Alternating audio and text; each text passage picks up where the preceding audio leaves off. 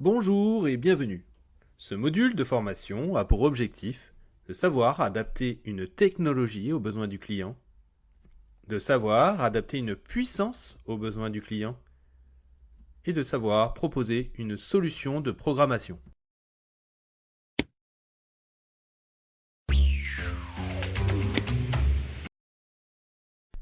On distingue deux types d'appareils de chauffage.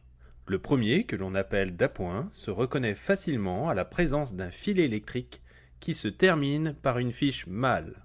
Le second, que l'on nommera fixe, sera un chauffage qui n'aura pas de terminaison au bout du fil. Il devra donc être relié à une boîte de connexion.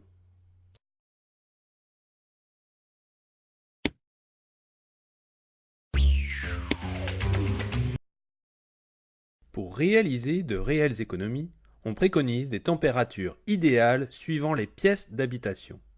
Par exemple, pour un salon, on recommandera une température de 19 degrés. Déplace le curseur pour connaître la température idéale d'une pièce et l'importance du choix de la gamme du chauffage électrique.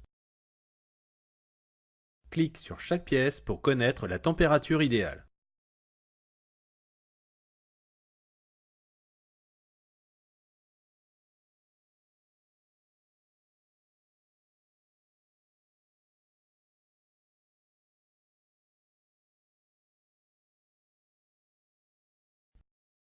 La chaleur se diffuse de trois façons.